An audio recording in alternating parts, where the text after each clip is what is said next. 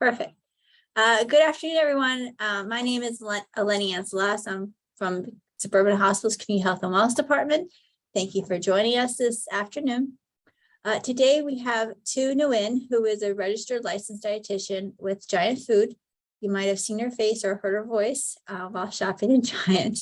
Today, Tu is going to talk to us about the importance of how feeding our gut, feeding our stomachs can improve our immunity. Research has showed that our gut can affect a number of things, and specifically our immunity. So whatever we put into our body can help us stay healthy and brace ourselves for the fall months ahead.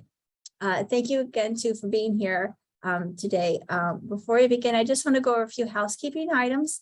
The first one being, we are recording today's presentation, and that will be made available to you on Suburban Hospital's YouTube page in the coming days for you to view.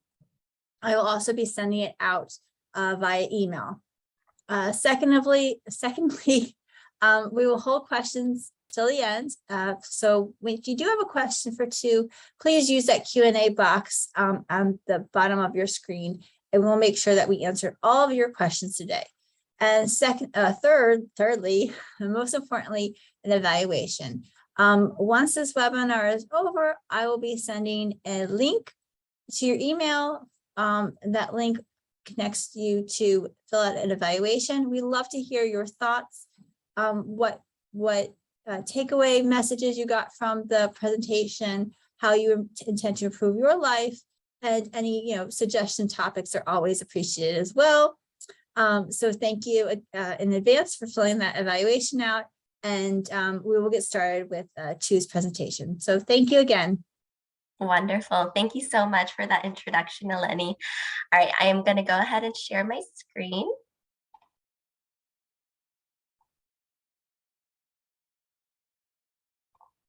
All right, there we go. So I do want to apologize in advance. I am getting over a cold. So if I break out into a coughing fit, I really do apologize, but I will hold it in as best as possible. Like Eleni said before, you will be getting this presentation deck via email. I did make some updates though, Eleni, so I'll send you the updated deck so that you can send that out. But today we are going to be talking all about gut health and our immunity. So like Eleni said, my name is Tu Nguyen. I am a registered dietitian nutritionist with the Healthy Living team at Giant. And, we talk about our gut health, we talk about our immune system, but rarely do we talk about the interaction between the two. And the two of them do tie together. So we'll talk about that. We'll talk about some foods to help support a healthy gut and promote better immunity, especially with the cold and flu season coming up. This is something that we can definitely all relate to. So again, please, if you have any questions, type it in the chat box and we'll be able to address it at the end of this presentation. So a quick peek at our agenda for today, we are going to discuss why should we support a healthy gut. And then I'll have a couple tips for shopping, eating, and living when it comes to our gut health and our immunity. So first, let's talk about our digestive system. Our digestive system is made up of our gastrointestinal tract. It's also referred to as our GI tract or our digestive tract. And this includes our liver, our pancreas, and our gallbladder. The GI tract is a series of hollow organs joined in a long twisting tube from the mouth to the anus, like you see right here. The hollow organs that make up the GI tract contain the mouth, the esophagus, the stomach, the small intestine, the large intestine, and the anus. The liver, the pancreas, and the gallbladder are all solid organs of the digestive system. So our digestive system is important because it breaks our food into nutrients, into small enough parts for our body to absorb and use for energy, growth, and repair. So when we eat protein, our digestive tract breaks that down into amino acids for our cells to use for repair. Fats are broken down into fatty acids and glycerol. Carbohydrates are broken down into glucose. So our GI system is very important important in allowing for our bodies to absorb those nutrients from our food. So fun fact, our GI system, or also referred to as our gut, it's sometimes called the second brain. So I'm sure you've heard the phrases gut feeling or trust your gut. And that's because our brain and our gut are connected by neurons that are embedded in the walls of the long tube of our gut that constantly provide feedback. So feedback for things like how hungry we are, whether we're experiencing stress, or if we've been exposed to illness. So technically known as the enteric nervous system, it's equipped with its own reflexes and senses and can control gut behavior independently of the brain. So that's why it's often called the second gut. And speaking of, the second brain. And speaking of the gut, this is often referred to as its own immune system. The pH of our gut makes it a very highly acidic environment. So it's very difficult for bacteria and viruses to thrive there. So we have many defenses in our body when it comes to fending off those disease and illnesses and bacteria and germs. And our gut, our GI system, is a very integral part in that. So let's talk about the microbiome. So I want you all to picture a busy city that's flooded with people rushing to work or to their appointments. And then imagine that at a microscopic level. And that is an idea of what the microbiome looks like inside our bodies. The microbiome, it consists of trillions of microorganisms, which are also referred to as microbiota or microbes. And they are consistent of thousands of different species that live on and inside our human body. So this includes not only bacteria, but also fungi, parasites, and viruses. And sounds kind of dirty, but it's not. The largest number of these microbes are found in our small and our large intestines. And the bacteria in the microbiome help to, again, digest our food, to regulate our immune system. It protects against other bacteria that may cause disease. It also produces vitamins, including B vitamins, like vitamin B12, thiamine, and riboflavin, and also vitamin K, which is needed for blood coagulation. So the microbiome is even labeled a supporting organ because it plays so many key roles in promoting the smooth daily operations of our human body.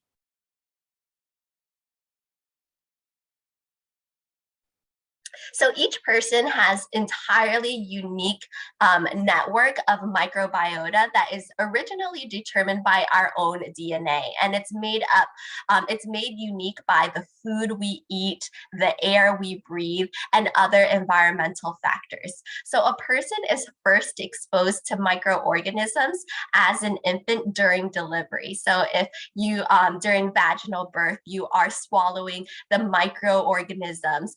Later on, environmental exposures and diet, it changes one's microbiome to be either beneficial to health or place one at greater risk for disease. So in a healthy body, pathogenic or bad microbiota and that symbiotic, that good microbiota, they coexist without problems because the microbiota of a healthy person will also provide protection against pathogenic germs. So we want to make sure that we have that balance of that good bacteria and that bad bacteria.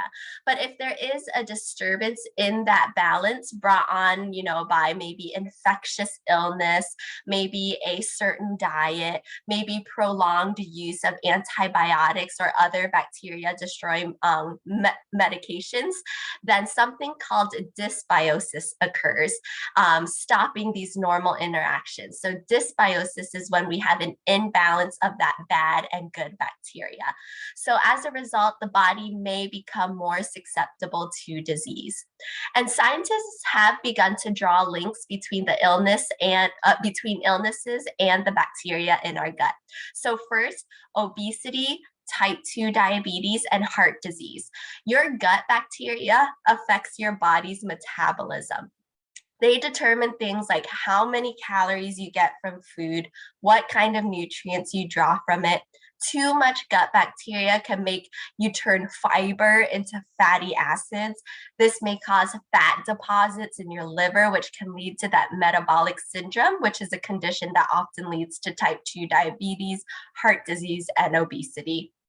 Then we have things like inflammatory bowel disease, including Crohn's disease and ulcerative colitis. So people with these conditions are believed to have lower levels of certain anti-inflammatory gut bacteria. And the exact connection is still unclear, but it's thought that some bacteria may make your body attack your intestines and set the stage for these diseases. Then we have colon cancer. Studies show that people with colon cancer have a different gut microbiota, including higher levels of disease-causing bacteria than healthy people. Then we have anxiety, depression, autism. So remember how we called our gut that second brain. Our brain and our gut are connected through something called the gut-brain axis. So studies have suggested that there's a link between gut bacteria and disorders of the central nervous system, like anxiety, depression, and autism spectrum disorder. And then lastly, arthritis. So it's thought that people with rheumatoid arthritis may have greater amounts of a bacteria that's linked to inflammation than people without it. So very interesting.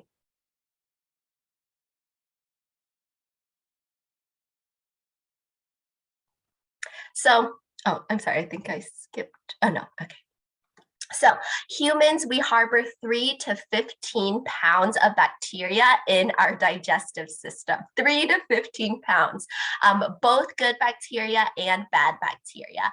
The good bacteria are the kind that, again, helps us to digest our food, get those nutrients from our food, and fight diseases. And then those bad bacteria, they can cause digestion problems, including everything from general GI distress like bloating to illness and chronic disease like we just mentioned. So let's discuss what foods we can include and what foods we might want to limit a little bit to promote a healthier gut microbiome. So let's talk probiotics. So I'm sure everyone here understands probiotics. You've heard of probiotics. Gut health and probiotics have gotten also very trendy in the grocery store. So we'll show some products that are out there, but probiotics, they are live microorganisms or that friendly bacteria, that good bacteria that help to improve and maintain the natural balance of that microflora in our gut. And when that good bacteria populates our gut, they help move food through our GI tract and give our system a better chance of keeping that bad bacteria out. So the most common are bacteria that belong to groups lactobacillus, which may be, the most common probiotic. If you're eating yogurt and you look at, the culture that it contains, more times than not, it's lactobacillus. There's also bifidobacterium, and then there's also yeast such as I'm so sorry if I'm pronouncing these wrong, Saccharomyces and Boulardii. So there's a great deal of research that has been done on probiotics, but there's still a lot that remains to be learned. Probiotics have shown promise for a variety of health purposes. However, in most instances, we still don't know which probiotics are helpful and which are not. We also don't know how much of probiotics people would have to take or who would be most likely to benefit. So even for the conditions that have been studied and researched, researchers are still working toward finding the answers to these questions. So specific numbers, specific types. That being said, though, we know that healthy bacteria in our gut is a good thing, and that foods rich in probiotics are also foods that promote overall general good health. So let's talk about the foods where these are most abundant. So research shows that oh wait, hold on, sorry, 1 second. Yes, so a lot of times when we are talking about probiotics, the first thing that we think about are dairy foods, right? So when it comes to the dairy aisle, there are lots of choices that are out there. Fermented foods are also chock full of those live good bacteria. So if you think things like kimchi, sauerkraut, sorry, I'm blanking, kimchi, sauerkraut, those are fermented foods that do contain probiotics as well. So we want to make sure that, again, that we're getting these probiotics from our food to help maintain that gut environment's balance between that good bacteria and that bad bacteria.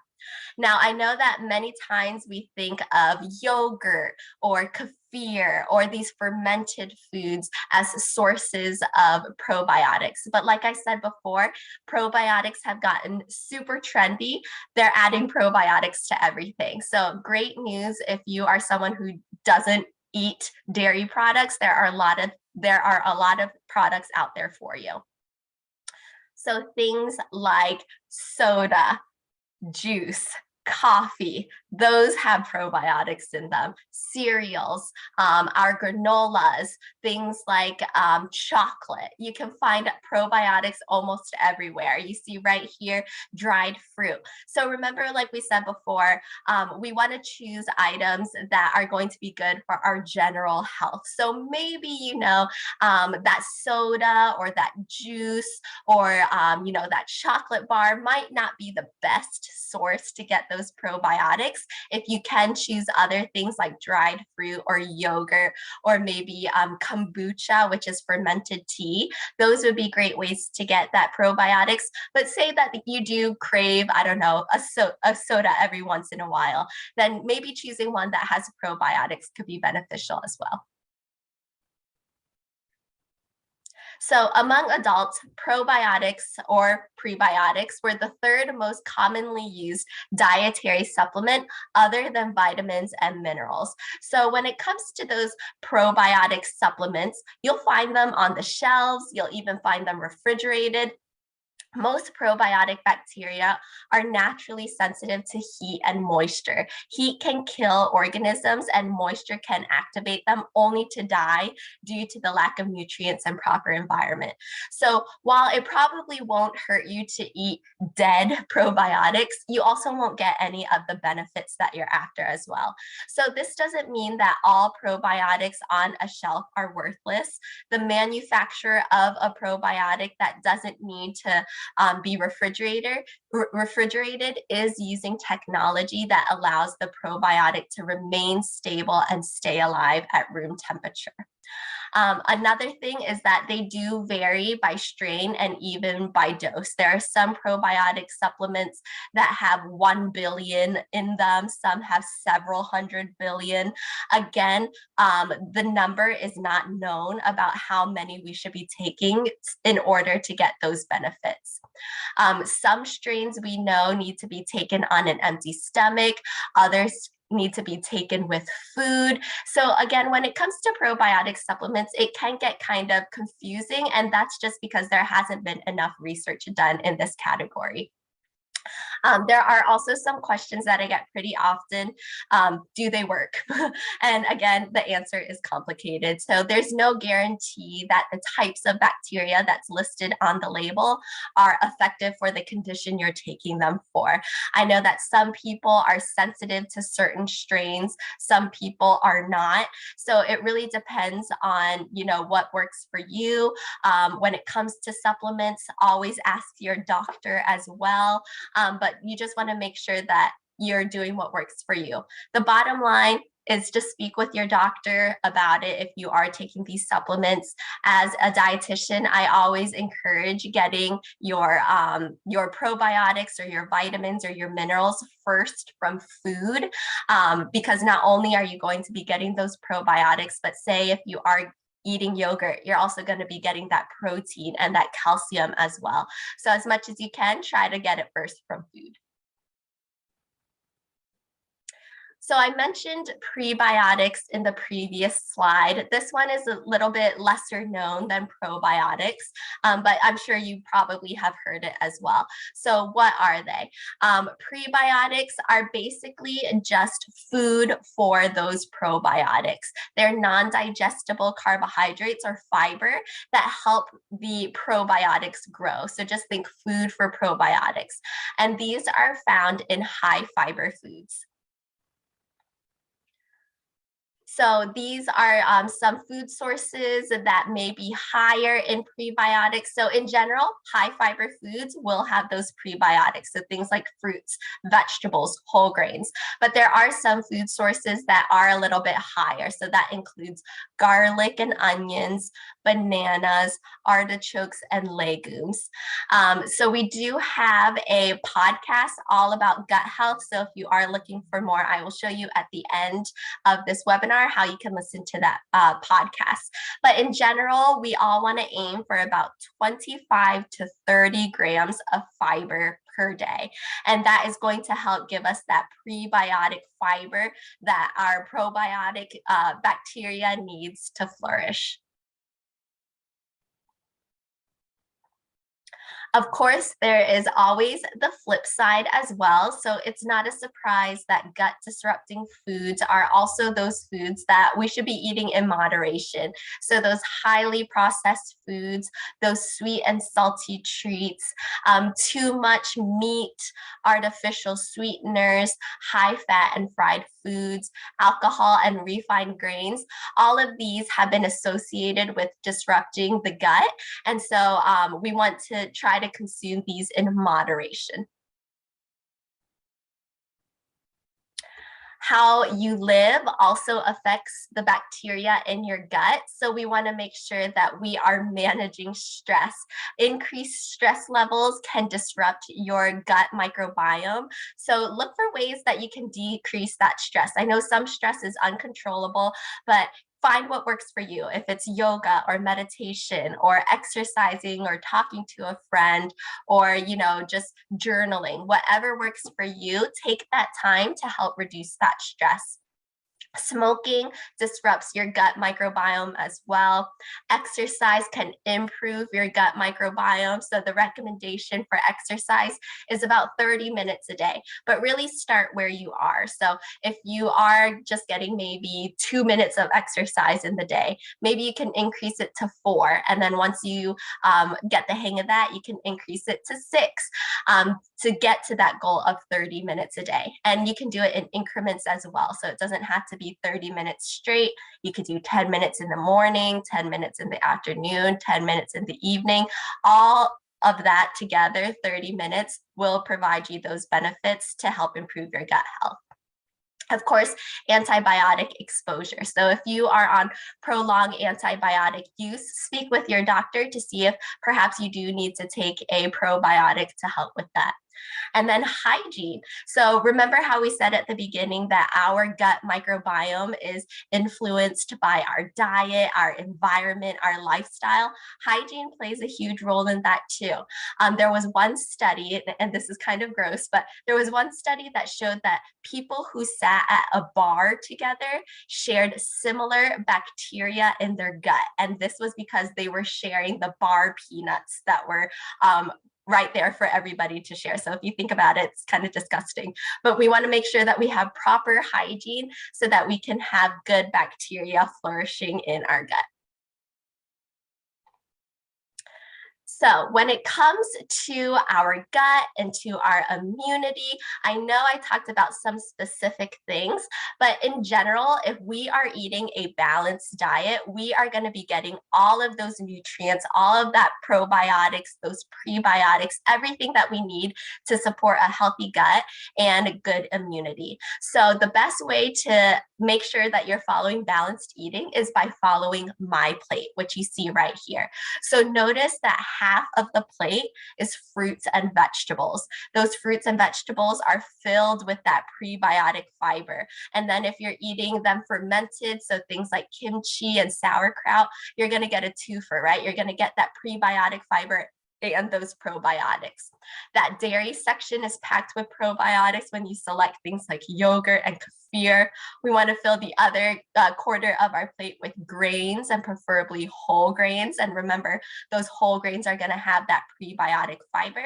And then that last section of our plate, a quarter of our plate with that lean protein.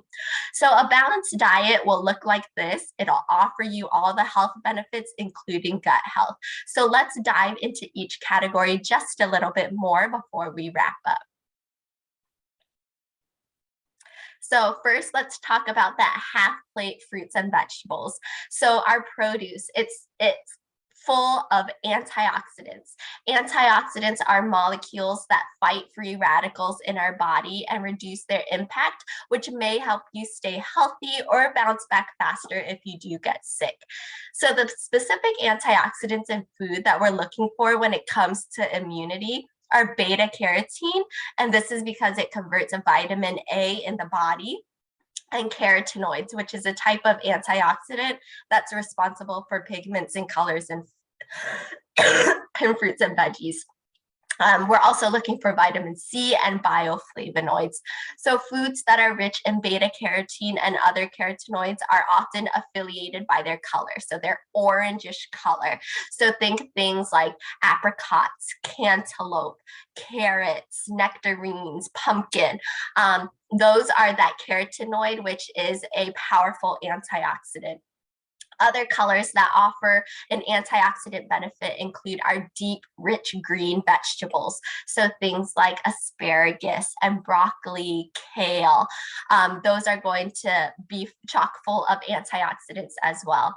And then of course, vitamin C. You know, we always talk about vitamin C when it comes to immunity. It's a well-known antioxidant, a protective agent against free radical oxidation. So, you know, of course, our citrus fruits have vitamin C, but you can also get it from things like broccoli and cauliflower and kale, and also our green or yellow peppers, excuse me. We also have something called, excuse me, sorry, bioflavonoids. So bioflavonoids also act as an antioxidant to help increase immune system activation. So they are a group of what we call polyphenolic plant-derived compounds. They interfere with the enzymes that create free radicals that may affect the transport or activity of more powerful antioxidants like vitamin C. So these bioflavonoids, they scavenge free radicals and they deactivate it. So they deactivate it before they can cause any cell damage. So bioflavonoids are found in the pulp and white core that runs through the center of citrus fruits, green peppers, lemons, limes, and they're also found in almonds.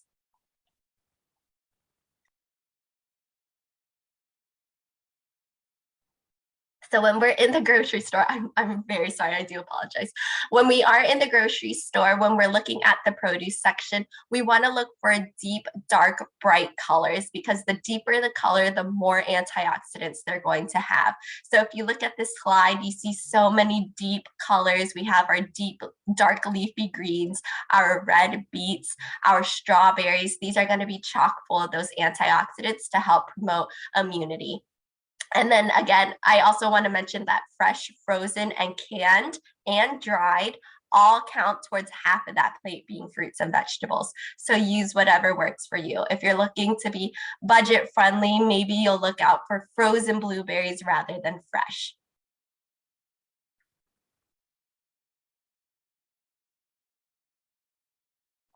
Okay, so moving on to the other section of our plate, our grains. So whole grains offer a nice dose of phytochemicals, which have the potential to stimulate and protect the immune system. So whole grains are made up of 3 parts: the bran, which contains fiber and B vitamins, the germ, which contains B vitamins, protein, minerals, good fats, and the endosperm, which is the energy component. So all of these nutrients help to slow down digestion, they help to manage glucose levels, they lower cholesterol, and they can keep you feeling nice and satisfied. So when grains are refined, the bran and the germ are removed, and we're only left with the endosperm, that energy component. So we lose all of that fiber, we lose all of those vitamins. And this is why the dietary guidelines for Americans recommends making at least half of our grains whole grains. So look out for things like whole wheat, quinoa, barley, brown rice, popcorn. These are all great choices for whole grains. And remember, whole grains are a great source of that prebiotic fiber, which will help to promote a healthy gut. So if you are out in the grocery store, you're looking for some whole grain options, these are some great things that you can be on the lookout for. They have microwavable grains like this red quinoa or brown rice. If you're looking to switch up to some whole grains for snack time, you can try Triscuits, which is a 100% whole grain cracker. Looking out for those whole grain options when it comes to your staples like bread, tortillas, and pasta. And then lastly, we have our protein. So I know protein, it doesn't have probiotics or prebiotics, but it does fit in a diet to help promote immunity. So you do need protein to build and repair body tissue and to fight viral and bacterial infections. So when it comes to our protein, we want to choose lean sources. So things like beans, 90% lean ground beef, chicken, turkey, low fat or non-fat dairy products, and our beans, legumes, nuts, and seeds. So again, some choices when it comes to protein options. My favorite here are those tear and eat tuna pouches. They also have it in salmon, but it makes it super convenient to just add a source of lean protein to your plate. So if you're making, if you have a bagged salad and then maybe you add some of those microwavable grains that we talked about, and then you need a quick source of protein, you can just tear open one of these and then you'll have it right there.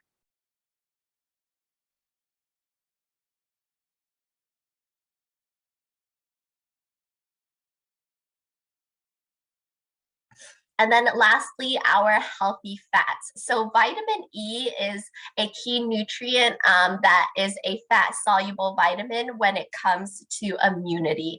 It is a potent antioxidant and it has the ability to modulate host immune functions.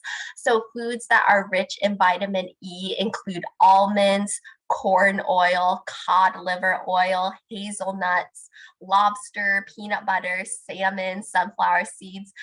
Vitamin E, again, is a fat-soluble vitamin, so it's found in those healthy fats. And healthy fats are a part of a balanced diet, and their importance is echoed by the American Heart Association, the American Society for Cancer Prevention, the USDA, just to name a few.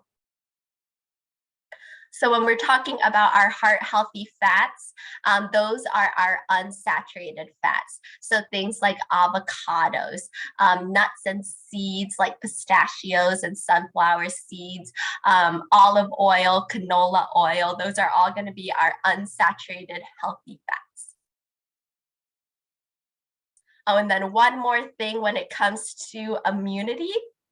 Some micronutrients of concern include selenium, zinc, and iron, as well as a few others such as copper, folic acid, vitamins A, B6, C, and E. So these micronutrients and these trace elements, they support immune function by strengthening the epithelial barriers and cellular and humoral immune responses. So selenium is a trace mineral that we often don't hear too much about because it's not a common deficiency in the United States, but some of the best sources of selenium include nuts, fatty fish, other seafood, poultry, whole grains, and a variety of vegetables like potatoes, carrots, and leafy greens. The interesting thing with selenium is where our crops are harvested here in the US, there is sufficient selenium in the soil, which is retained and consumed by us humans. However, in other parts of the world, there is selenium deficiency because they have different trace minerals in their soil, and so they're not getting that selenium. I'm so sorry.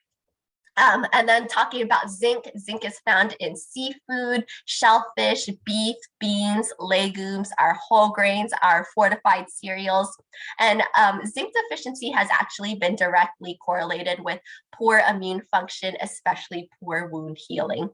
And then lastly, some of the best sources of iron come from animal and plant sources. Animal sources are called heme iron. This is more bioavailable and it's found in things like chicken and liver and beef and oysters. However, you can still receive non-heme sources, so from grains and plants, from things like oatmeal and beans and tofu. If you are getting them from plant-based sources, you just want to be sure you pair it with a vitamin C food, because that vitamin C helps with that iron absorption in the body.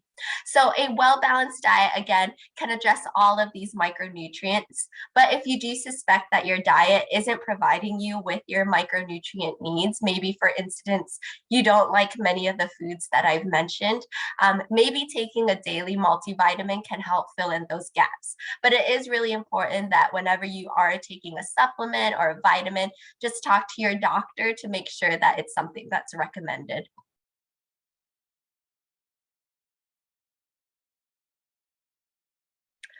And then before we wrap up, I wanted to show you a couple systems that we have at Giant.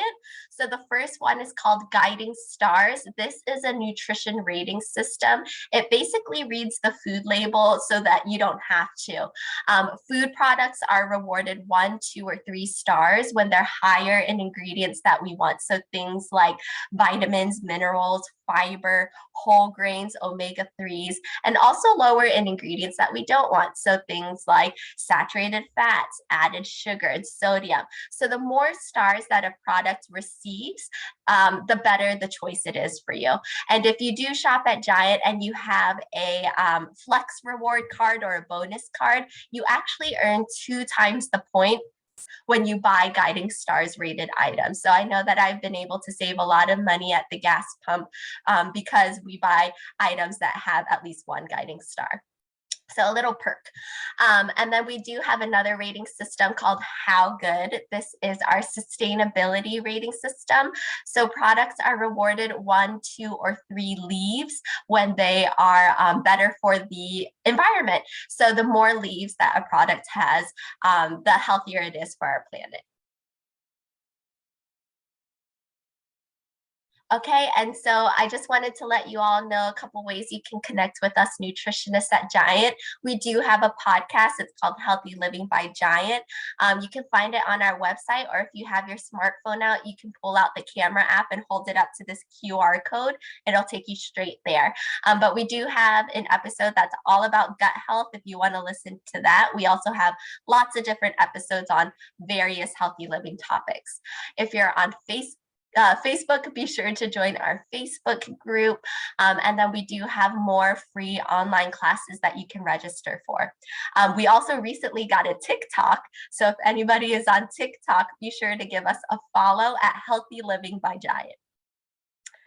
And so that is all that I have for you today. Thank you all so much for spending your afternoon with me. I really do appreciate it.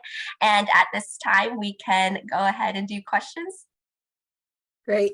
So yeah, there are a lot of good questions too. So I hope you're ready. Are you ready? Okay.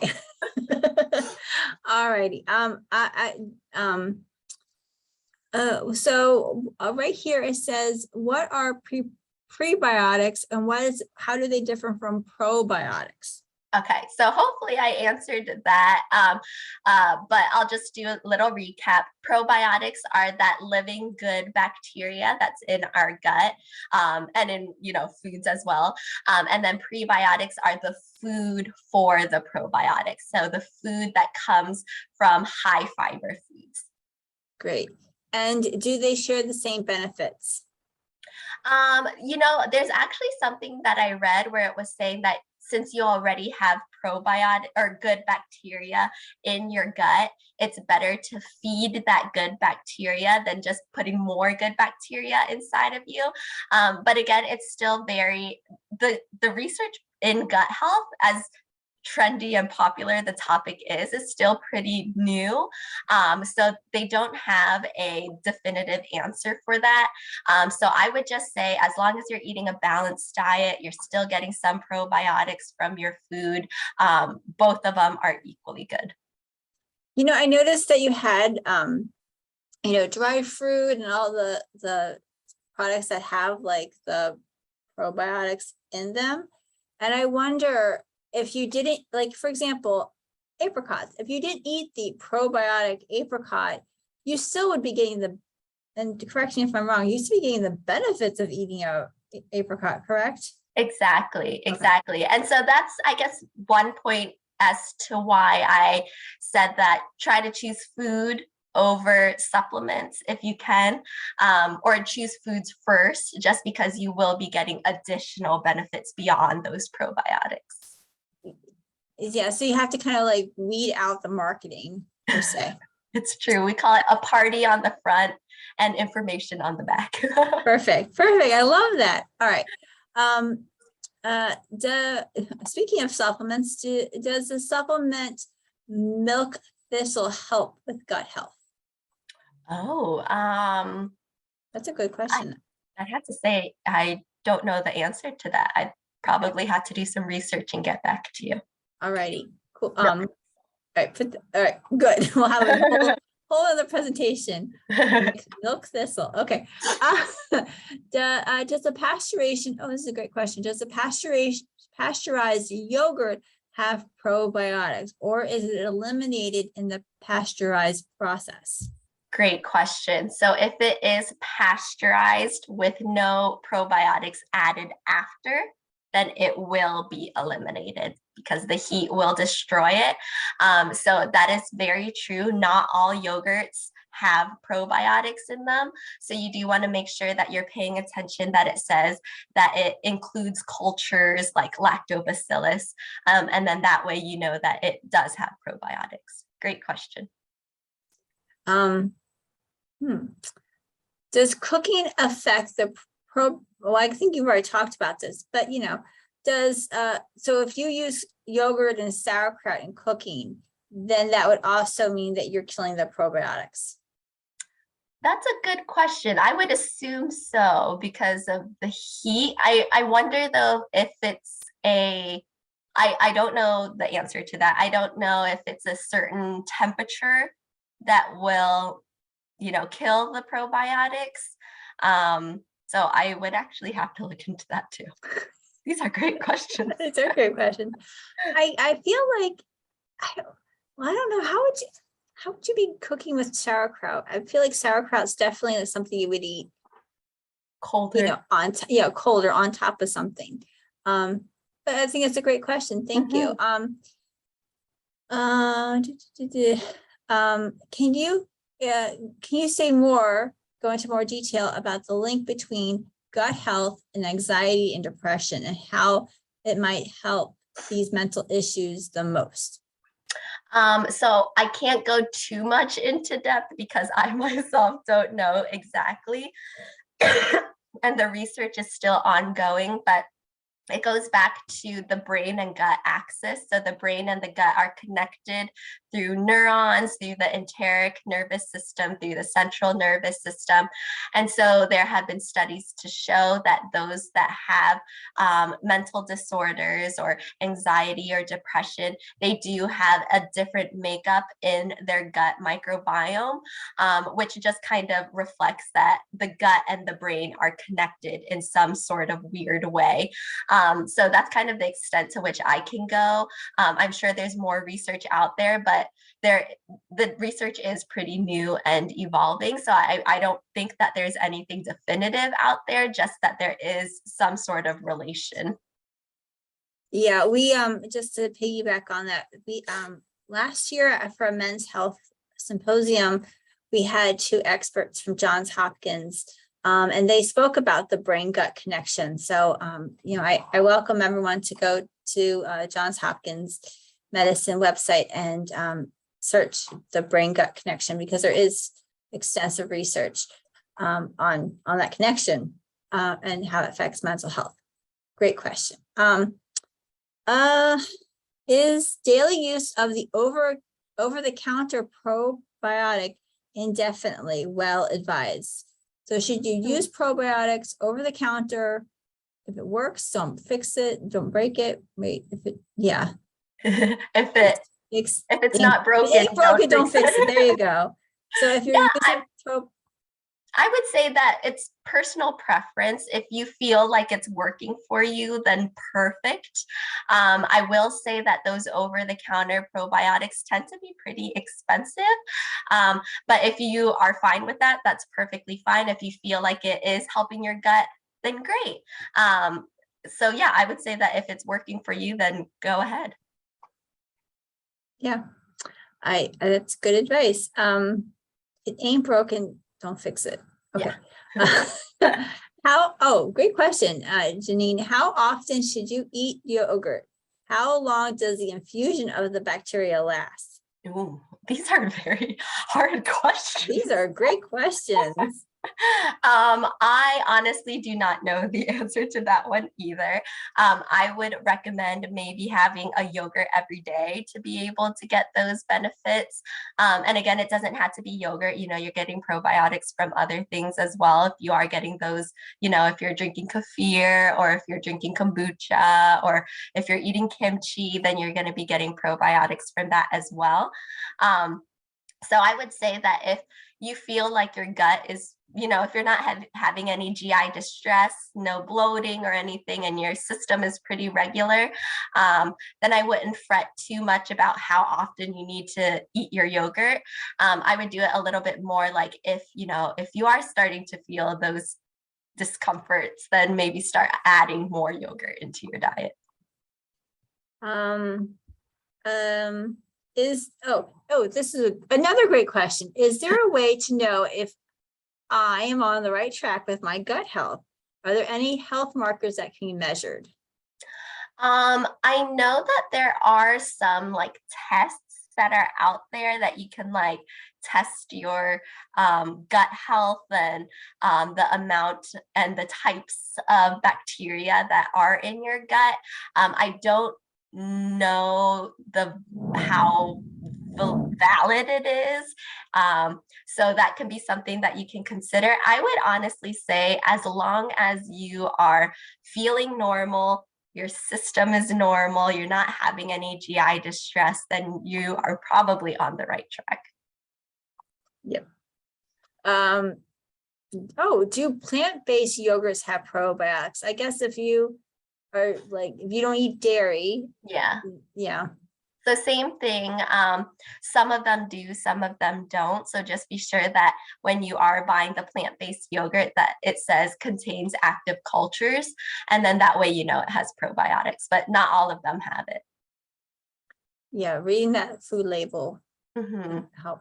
Can you eat so is it too much of a good thing? Can you eat too many probiotic foods and disrupt your gut microbiome? To my knowledge, no. You can have too much bad bacteria, which will cause all of that discomfort, but to my knowledge, you can't have too much of the good. Okay. Is an Alice Wong as a question, is Greek yogurt better than the regular one? I guess just regular yogurt. Yeah. So in terms of probiotics, probably not. But in terms of protein content, yes. So Greek yogurt will have more protein than your traditional yogurt. Perfect.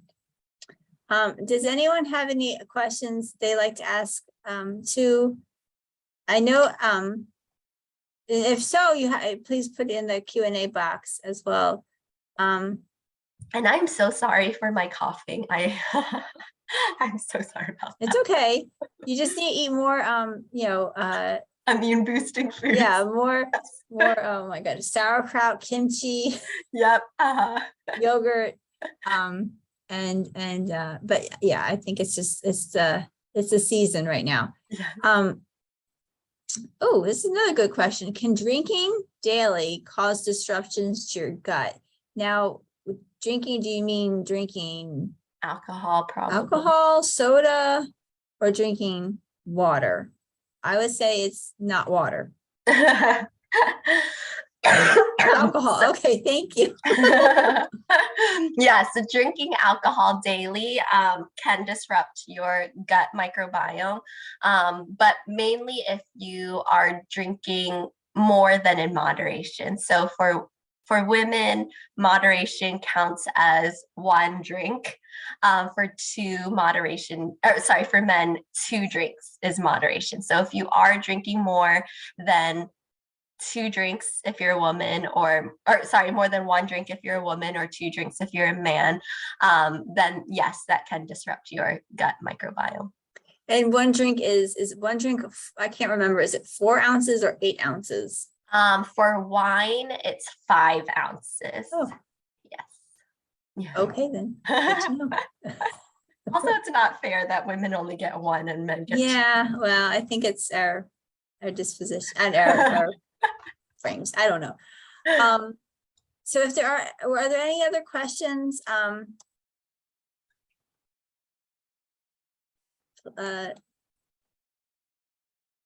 there any other questions?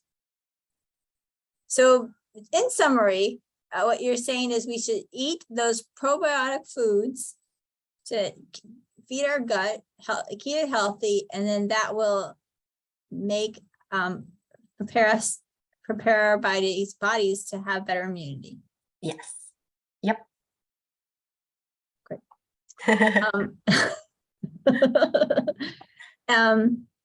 Okay, this is a good question.